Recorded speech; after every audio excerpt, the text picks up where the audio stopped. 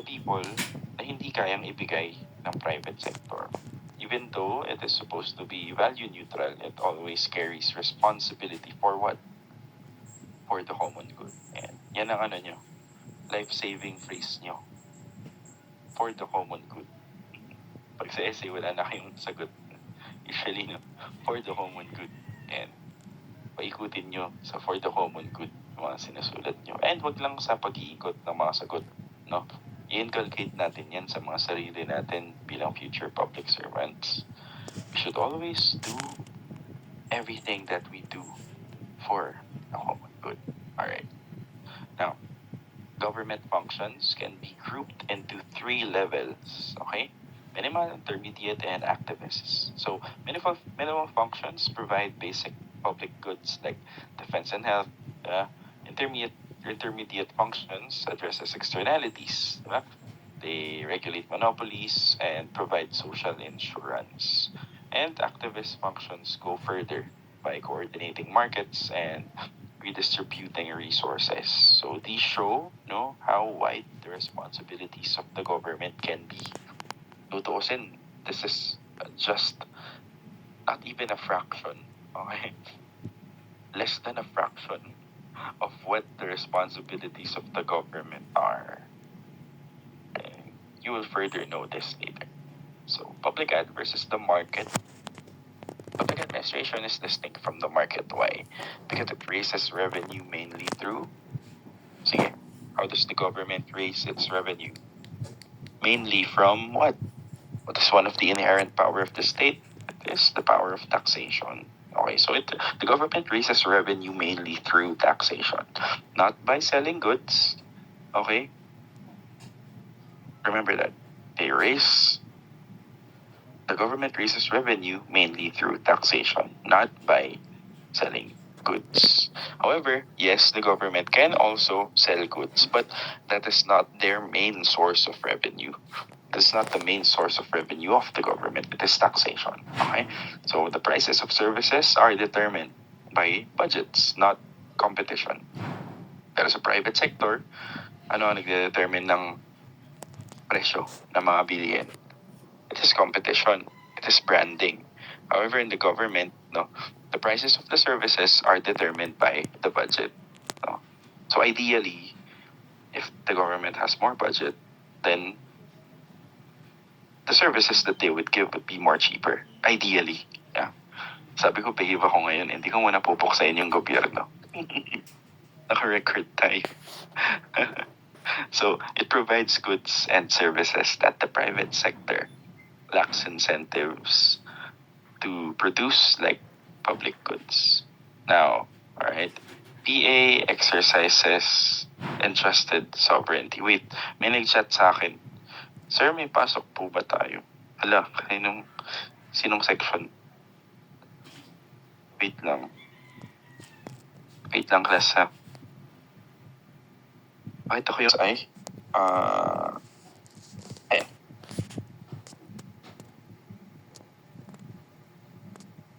View lobby lang ako.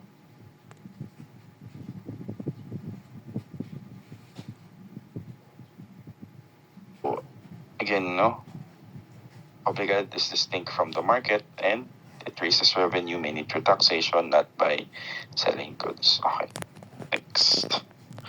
Now, PA exercises entrusted sovereignty. Okay, public ad is an agent of the people's sovereignty. Because, what do I always tell the class? It is the citizen that holds the power. It is the people where sovereignty is emanated from. Alright? And through representative government, they entrust this authority to public ad. And as a result, public ad actually is deeply involved in policy making. So, kaya meron kayong subject pagdating nyo ng third year na public policy and program administration. So, in actual realness of discourse, you guys would be taught to make laws. Alright? So possible pala kami mga maging legislators palang araw. Of course. at least kayo may mga pinag-aralan, di ba? And as a result, regulation would be deeply taken in behalf of society. And since PA is involved in policy making, in public ad, we just not execute the laws. And as madadagdagan na naman yung definition ng public ad, yes, the more that we define public ad, the more na nadadagdagan ang definition niya. Now, public ad doesn't just execute the laws. It participates in the making and in the implementation of the policies, diba? It allocates resources. In public ad, you set the values, you regulate society. And in other words, PA or public ad will help decide who gets what, when, and how. Okay? Take note. In policy making, if we will involve policy making in public administration, the role of public ad in policy making is to help decide who gets what, when, and how. Now, in politics and administration, you will have this subject in your third year, yung talagang comprehensive na politics and administration. Now, one classic debate in public ad is the politics and administration dichotomy. And actually, politics and administration, its dichotomy was the reason why this course was even made. I mean, why this concept actually came to life, because of that essay by Woodrow Wilson. Now, it separates political decision-making from administrative implementation. While this distinction seems neat, in practice, the two will often overlap and influence each other. Yes, because shaping issues like professionalism, democracy, and bureaucracy, mga terms na yan, will actually define kung ano bang mas magandang sundan, yung political side ba niya o yung administrative side niya. Now, another concept that we should separate from each other most of the time, before we come up with the definition of public ad, is the state and the society. So another key concept is the relationship between the state and the society. So the state exists to protect individuals, tatandaan nyo yan, and ensure the well-being and the common good of the people, while public administration serves as a bridge between the state and the society. Okay? We have to distinguish one from the other. We have to separate the state and the society because merong tulay. Kayo yun. Tayo yun. No? Tayo ang magiging bridge between the state and the society in order to what? Enforce order, promote equity, and facilitate governance. Diba? So, the state will make laws. That is very, very challenging. Despite efforts, no single definition of public ad will, some will call it elusive. However, even if it's elusive, sometimes it's either too broad or too narrow. Masyadong mababaw o kaya masyadong malalim. And I understand. This course will require a greater understanding of some terminologies. Kaya I suggest if may hindi kayo maintindihan na word na nadidiscuss or nasa PowerPoints, nasa notes nyo, hanapin nyo yung definition. Okay? Dapat hindi na ma-spoon feed sa inyo yung mga simple terms. Well, sige, hindi naman simple yung iba. Okay, kayo na. That's on your part na to your graduates of senior high school, right? So, there is a greater expectation of a broader vocabulary from your part. Okay. That's why sometimes, you should, if you still do not get the meaning of a single word, try to help yourself. May mga books tayo dyan, may mga dictionaries. Nandyan si Mr. Google, si Mr. Google, to help you in those words. However, Mr. Google will not actually help you define the true meaning of public ad. Kasi nga, sabi natin, despite efforts of many scholars. Ano nyo, ako maging scholar din ako ng public health.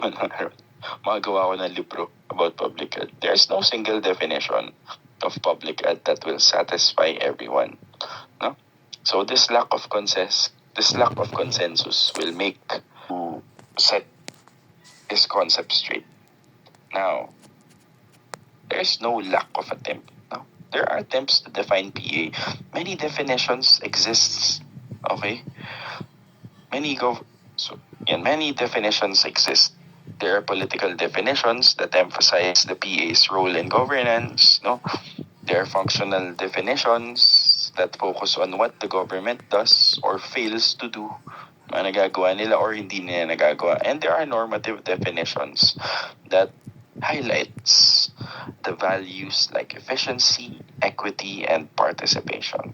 All show that PA operates within ethical and practical boundaries. Take note, public ad operates within ethical and practical boundaries. Okay, take note again. Public ad operates within ethical and practical boundaries. Sa classroom setting pa lang, hindi ka na ethical and practical. Sa classroom setting pa lang, simpleng activity lang ni sir, nagkokopyaan pa kayo. Hindi nawawala yung integrity, nawawala yung values, nawawala yung ethics within you.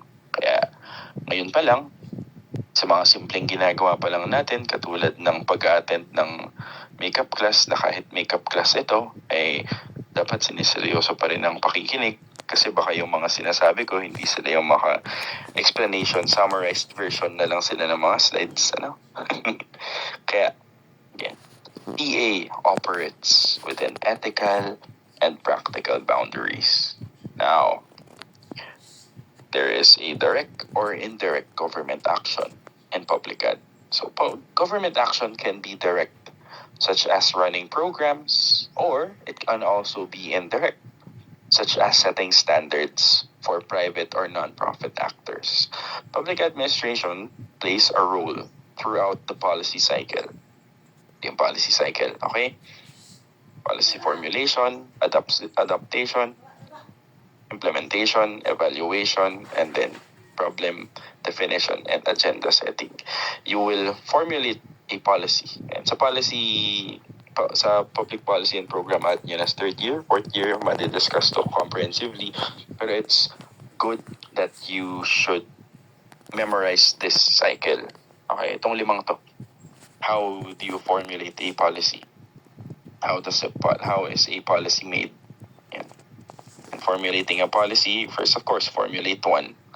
Now, to be able to process that specific formulation, you have to adopt it. And after adopting it, there should be implementation. And after the implementation, you will evaluate if was it effective or efficient. And then, if you were able to evaluate its effectivity and efficiency, that's the time where you will define and look for the problems in the first policy that you formulated. And after defining the problem, of course, yan na yung revisions. Magpo-formulate ka na naman ng panibago. Okay? Kaya, the public policy making process is a cycle that's never ending. Kasi there will always be problems in that specific policy. No policy is perfect. Okay? Palaging may loophole yan. Palaging may gray area. Okay? Kaya yung mga batas natin na-amend. Kaya yung mga ordinance natin nagbabago. Okay? Kasi once merong loophole, kailangan niyang baguhin. Kapag hindi na kumikita ng pera yung sorry, ako nga pala mabait ako ngayon. Sorry. Hindi ko nga pala pupuksayin yung gobyerno ngayong araw na ito. Ideal tayo today. Alright. Okay? We should always aim to serve the public interest in defining the role of public administration in the policy-making process or the policy cycle. Okay? We should always aim to serve the public interest. Hindi yung once nandito na sa areas, we should formulate another policy. Babalik tayo ng policy formulation. May mga natatapakan tayong mga karapatan ng mga indigenous people. We should make another policy. Policy formulation ulit tayo. Okay? Alright. Now, there's a collective action. Public administration embodies collective action. It manifests the spirit of community by regulating individual behavior for what? For the common good, the interest of the common good. It's how society organizes itself to address shared problems. Now, there are also legal definitions of public ad. In the European tradition of public ad is closely tied to law. Okay? Kasi nga, di ba? Yung first definition na binigay ko nga sa inyo, execution and implementation of laws. Diba? Kasi yan yung European tradition. Actually, sa Europe nagmula ang ganyang definition ng PA because it is closely tied to law. It is seen as what? Law in action. Yan. The execution of legislation. Okay? So administrative law guides how agencies act, regulate, and redistribute resources, showing the PA's legal foundation. Siyempre, lahat ng ginagawa natin sa public ad, dapat may legal basis yan. And what is the best basis of our legality in public ad? The Constitution, of course. And what? The Local Government Code. Okay? Take note. It's the Constitution and the Local Government Code. And what else pa? Tatlo yan. The Constitution, the 1987 Constitution, Local Government Code, and the Administrative Code. Alright. Action through regulation and redistribution. Okay? Through regulation, public ad can change how citizens and organizations behave. And it also has the power to redistribute resources, like through taxation and social programs. Now, these legal and financial powers make public ad a central force in governance. Hindi kayang mabuhay ng gobyerno kung walang public ad. Kasi public ad ang nagre-regulate at nagre-redistribute. Public ad ang gumagalaw para ma-regulate at ma-redistribute ang mga resources like taxation and social programs. Now, you also have management definitions. Ang daming definition ng public ad, ano? So, you also have management definitions. From a managerial perspective naman, kaya na sinabi ko last meeting, isama nyo ang management sa definition ng public ad. Kasi, di ba? Public ad will manage these resources. And what is the best resource? So the primary resource of public ad is the people. Aside from taxes, okay? It's the people. Now, since we have management definitions, PA is about executing government functions effectively. It focuses on leadership, organizational processes, and the bureaucracy. Ano kasi yung isang subject niya sa second year? Sorry, aside from PA1, meron pa kayong isang subject ngayon, di ba? Is it PA3? PA3 po. 3 or di ba? PA3 would actually fall under the managerial definition of public. Kasi dito, no, we will focus on leadership, organizational processes, and the bureaucracy. While bureaucracy is often seen negatively, okay? So, kasi usually bureaucracy nga associated siya with red tape, inefficiency, and mga fixer. However, it is essential for carrying out the responsibilities of the public. Now, here's a question na we already answered last time. PA can also be an academic field. Kaya nga kurso siya sa kolehiyo. Hindi lang siya discipline, hindi lang siya concept. Because public ad is not only a practice. It is not only government in action. It is also a field of study.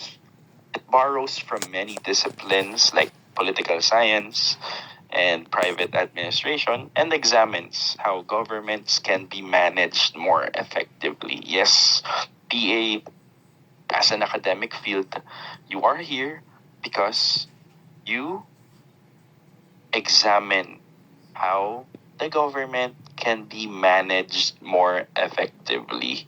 Kaya kayo may mga management subjects, leadership subjects, human behavior psychology subjects, because not to manage banks specifically, not to manage the private sector, kasi usually kapag manager, ina-associate agad natin sa private sector, and no, you need these management courses, courses like PA3, PAE3, PA7, no, so that you are able to manage the government. And that is what we study in PA as an academic field. Now, for Wilson, it was a science. No? Alam niya natin yan. We already distinguished that Woodrow Wilson said with the politics and administration dichotomy, that administration is a science. However, sa mas niyo definition, sa mas bagong definition ng public ed, it is both an art or a science. And sabi ko nga last time, sa face-to-face class natin, it can neither be. Okay? Can neither be an art nor a science. Now, there's an argument by one scholar named Leonard White.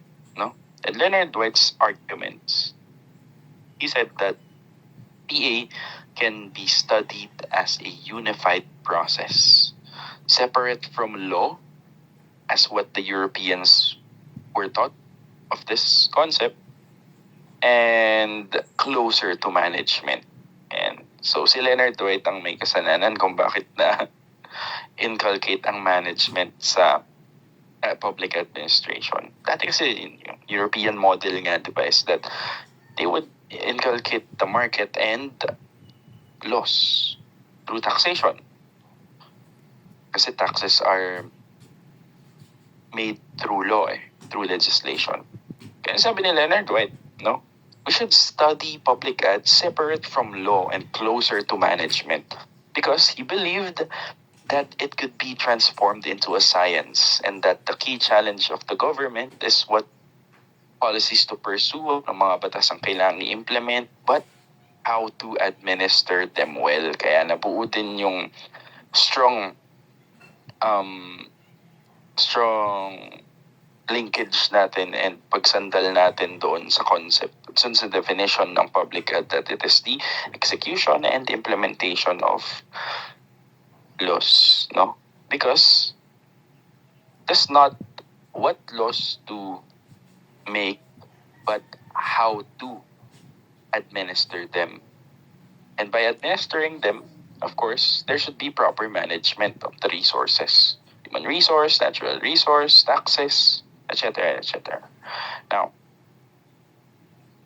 however, like any other social science, no, public ed is a contested discipline. Madaming nag-argue dito sa study na to. Because, like any other social sciences, public ed struggles with being called a discipline. It lacks the strict scientific methods or a single binding theory. Some say it is fragmented, while others see its interdisciplinarity as its strength. Sa mga galing sa soksay dyan, will you consider PA as a discipline? Ayun, wala tayo sa face-to-face. Hindi ko nakikita yung, alam ko yung mga mukha ng mga galing sa soksay. Yung mga galing sa criminology yan. Sige, you will have your time. Alright. No. However, there are scholars, again, that argues that its interdisciplinarity is its strength. Kaya, PA is considered as a social science and as a discipline. Now, there are other scholars like si Dwight Waldo described PA as having an identity crisis. No, parang ano pala si public ed eh. Parang tayo. Mga early 20s, tsaka early to late 20s, ganyan. Late teenagers, yan. Actually, early teens nga. Identity crisis tayo kung ano mga gusto nating gawin sa buhay, kung sino ba tayo. Ano ba ako? Aso ba ako? Ganun pala si public ed. Sabi ni Dwight Waldo, he argued that PA describe PA as if it's a person having an identity crisis. But others argue that this very debate is its identity. Yan. So, there are scholars pala that argues that yung pagkakaroon ng identity crisis ni PA is its very identity. Now, public ad thrives on borrowing insights from other fields to improve governance and performance. Because, ano ang sabi ko? Public ad is an art. Diba? It's not wrong to borrow insights, to borrow elements from other social sciences like political science, like legal management, like business ad, because by borrowing those insights, that's where public ad thrives. Okay.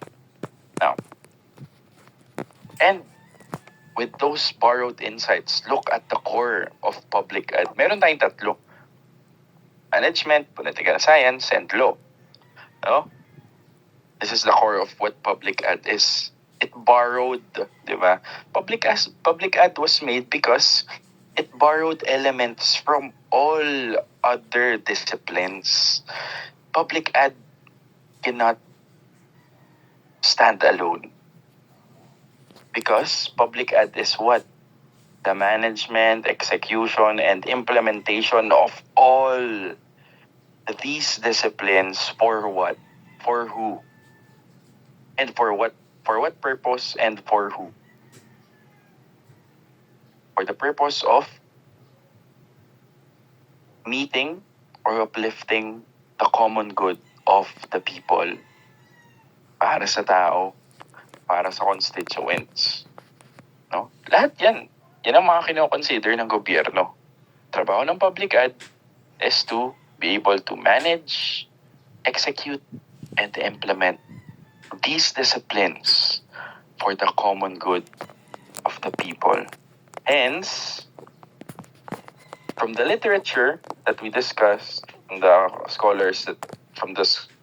what the scholars said, and from all the words that you have read in this lecture, we can infer that public ad is a cooperative group effort in a public setting involving all the branches of the government.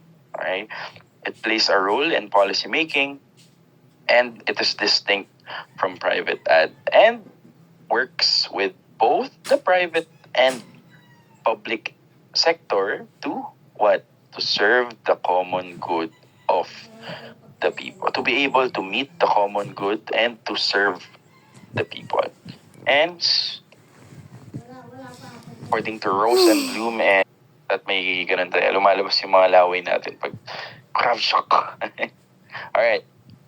If they define PA as the use of managerial, political, and legal processes to carry out government functions. Actually, gusto ko lang talagang mag-stick na lang tayo doon sa meaning and sa definition that public ad is the implementation, execution, and management of laws and of resources.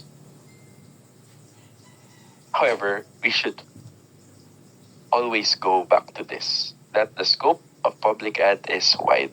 So the scope of public ad is vast and it covers government structures, service delivery, public values, policy processes, and governance relations. Hence, its guiding principle is the notion of publicness. And where do we go to publicness? For the common good. We always go towards what is good for the people. And there. The challenge in the meaning of PA is that the challenge is to not find one grand definition, but to focus on manageable areas of study. And so that scholars can draw methods from other disciplines to better understand public ad in practice. Inihiram natin, okay? Yung mga elements ng ibang disciplines para mas malawak natin at para mas maging efficient and effective ang pag-manage, pag-implement, at pag-execute natin ng laws and of our resources. Alright. Ayan. Lecture 2 naman tayo. Ayan. Sundan natin ang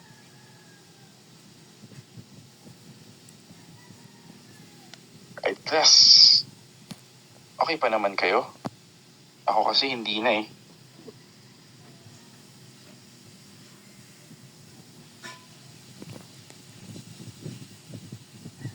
Can you see the screen already? Yes, sir. Yes po, sir. Now, this lecture number 2 will focus on the foundations of public ad as an academic field. Now, we will look at how it is developed, okay? However, since di na tayo okay, alam ko naman gutom na yung iba sa inyo. Hindi kayo, nakakakain kayo.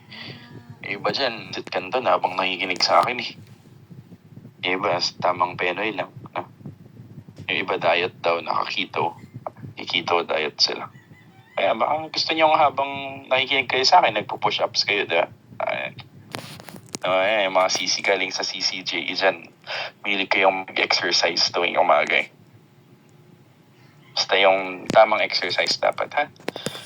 Wait, baka kung saan na naman ako makapupunta, naka-record nga pala tayo. Now, before you get to sleep, our goal in this session is threefold. First, to appreciate the foundations of public ad as a field of study. Second, to understand the politics administration, the economy. And third, to reflect on its relevance and implications for governance today.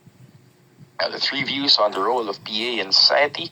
Public administration can be viewed in three ways. One, as an essential institution designed to carry out the will of the sovereign. What is a sovereign? Look for its definition in the dictionary. Hindi na spoon feed palagi sa inyo yan. Okay? Now, as an essential institution designed to carry out the will of the sovereign, that's the first. Now, two, as an evolving institution that grew out of necessity to fill the gaps of limited government. And three, as a limited, facilitating institution in a market-oriented society, helping citizens to maximize benefits. So the first view, okay, is to carry out the will of the state, the people, for the common good. Two, it is an evolving institution. The government should fill what private individuals or the private sector cannot give. And the third view is that it is market-oriented. No oras na guys. May ano pa tayo. 21 minutes. Now, in an essentialist perspective, okay, public ad is central to the Constitution's operation. You would go back to what the Europeans are saying in our lecture number 1, that public ad, okay, is closely related to the execution of laws. It's closely related to lawmaking. No? That's why, wait lang class. Urgency daw. Pero later na yan. Tapusin na natin to. Andito na tayo. Wait lang. Sorry, pa-post na lang yung record biddle pero while maintaining a subordinate to all the three branches of the government. Its purpose is to what? Uphold the constitutional balance and ensure that there is a smooth functioning of governance. Okay? Alright. Wait lang. Wala pala akong problem sa akin. Yung mga kasama ko lang na lecturers. Okay, good. So, hindi na ako pupunta ng school diretso. Manila na ako. Alright. Sorry, na-record yun. An evolutionary institution. Okay, public ad also evolves in response to historical and social needs. Wherein, actually, PA, nagsimula to because the government of America and the administration of Woodrow Wilson needed change in the system. Diba? That's why it is an evolutionary institution. Kasi kung tutuusin, it was made out of the need for change. Now, in the US, ang time ni Wilson, decentralization, separation of powers, and reliance on legal controls shaped PA. It grew as a corrective to the weaknesses of the limited government nung time na yun. Pero right now, no, the government is very powerful because there are so many laws already that were passed that gives the government power. However, though the government, not power but authority. Though the government has authority, it is still the people who has the power over the government.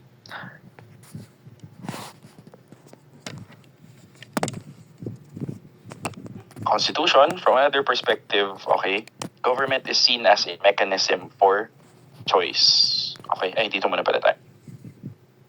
So, before we go to choice mechanism, let us first take note that it is the Constitution who provides administrative structure. Kasi ang Constitution na nagbibigay kung ano ang powers ng sa atin sa Philippines and the Philippine setting, it is the Constitution who gives the three branches of the government its powers. It is also the Constitution who provides for such requirements. Diba? Ang Constitution na nagbibigay na requirements kung sino ang pwede maging presidente, sino pwede maging member of the judiciary, sino pwede maging elected official sa legislative. Okay? So, public ad began with minimal authority and continuity. Now, over time, it is noted by these scholars na kailangang i-delegate at baguhin ang authority na nabibigay sa ating mga officials sa government. That's why the administration needs to evolve to meet practical needs. And first and foremost, ano ang kailangan mag-evolve? It is the laws. Okay? Mga batas, ang unang-unang kailangan mag-evolve. Kaya madami tayong mga amendments and revisions sa ating mga batas. Okay, mga repeals. Kaya siguro nagtataka kayo, no? Bakit yung mga batas natin, may mga, dati, meron tayong, Anti-Sexual Harassment Act. Pero it was already, ngayon nalaman natin, it's already amended with the Safe Spaces Act, no? Kasi kailangan mag-evolve. Yung Anti-Sexual Harassment Act, tinatakel niya lang is sexual harassment. Pero hindi yan natatakel yung safe spaces. Hindi yan natatakel din yung safe spaces within educational institutions, within the government, within public spaces. No? Kasi yung Sexual Harassment Act is the act lang of doing something that may be considered sexual harassment. Pero pagdating sa safe spaces, no, kahit simpleng pagsabi mo lang ng, hey, sexy, ganyan na, pwede ka na palang makasuhan ng safe spaces under the Safe Spaces Act. No? Kaya kayo, nag-iingat kayo sa mga sinasabi nyo. Kasi nag-evolve ang mga batas, no? Because of the demands and needs of the constituents. At ganun din ang public ad. Ganun na ang public ad. That's why, in another perspective, public ad is a choice mechanism. So the government is seen as a mechanism for choice. Okay? Because ang mga tao, mga rational beings yan. Saka may mga self-interest yan eh. So of course, no, they should select from a menu of services from the national government, the local government, or such other private sectors. Hence, public ad then becomes a system that enables these choices. It is public ad that governs and manages these choices. Choices from the national government, local government, and private levels. So now, historical context of the American public ad, no? So the founding of America was shaped by anti-statist sentiments, no?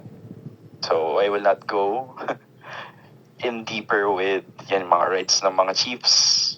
Yung mga chiefs natin, no? Yung mga Native American Indians, no? So the framers favored limited government.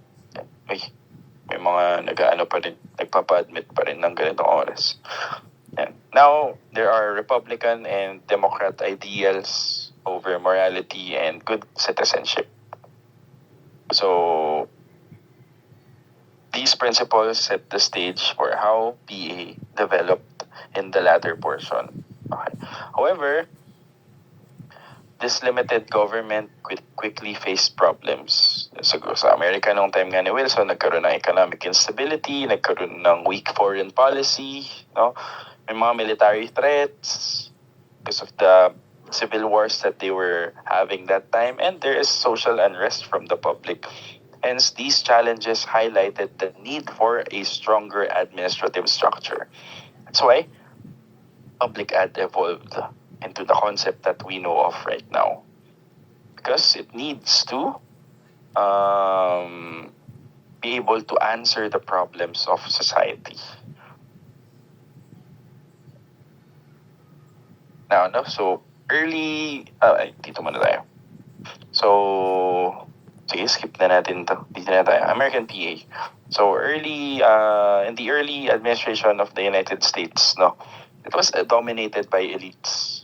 Siguro kung napapansin niyo yung mga, nanonood pa kayo ng mga western movies, so puro katniel yung mga pinapanood niyo ng bata kayo. Kung nanonood kayo ng mga western movies, no, papansin niyo na sometimes yung mga makalumang movies ng Amerika, tayo kasi yung mga lumang movies natin usually na-associate sa KKK, no? The Spanish Rule, and kilala pula po yung mga ganyan. Mga tribes. Sa US kasi, mga cowboys, ganyan. Diyan na-associate o kaya yung pag sakop sa kanila ng mga actually, US din is a victim of pananakop eh. Victim yung ginamit kong term, no? So, the early stages of the administration of the US were dominated by elites. Kung titignan nyo, lahat ng mga early presidents of the United States, yan sila Lincoln, Abraham Lincoln, they are part of what organization? Freemasonry. And to be able to be a part of Freemasonry, you are considered as an elite. No? But Andrew Jackson, okay, President Andrew Jackson introduced democratization, bringing more citizens into public service through party affiliation. Kaya nagkaroon ng Democrats and Republicans sa kanila.